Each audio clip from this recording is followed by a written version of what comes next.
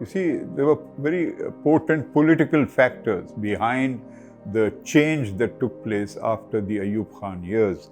Pakistan went into a very severe crisis of national disintegration in 1971, followed by a government led by Z.A. Bhutto, which was otherwise very progressive, modernist, forward-looking, though it too had a very authoritarian dimension to it.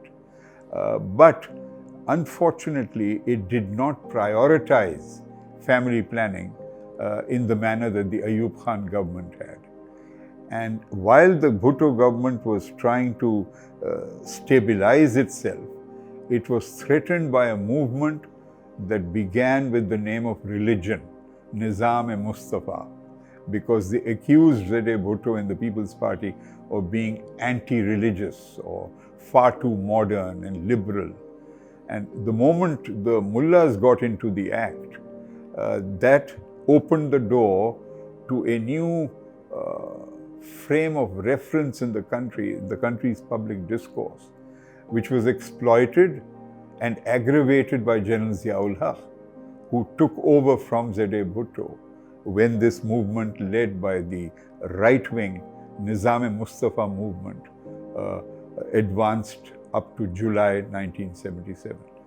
Then for 11 years, family planning never received the kind of priority which ironically a previous military leader, Ayub Khan, had given.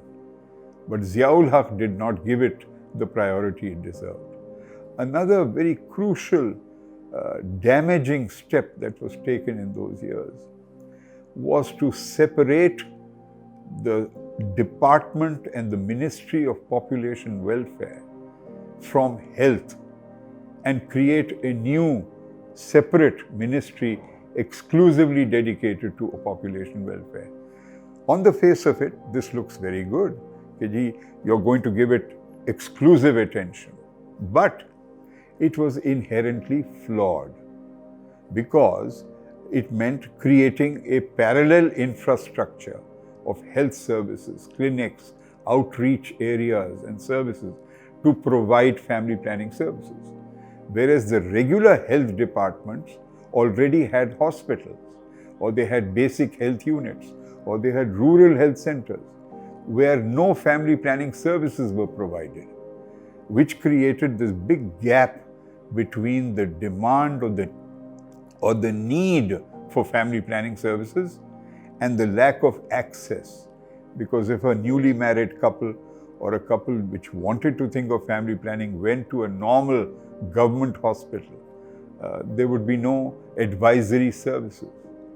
And because of illiteracy and ignorance, there was a lot of fear and lack of confidence about whether using a contraceptive, male or female, would be damaging from a long-term point of view or to the immediate health of the mother and the father.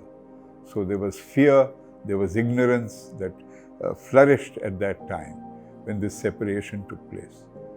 And now, very belatedly, in the last several years, there is an attempt to reverse it and to synthesize the health department with the population welfare department and end this dichotomy.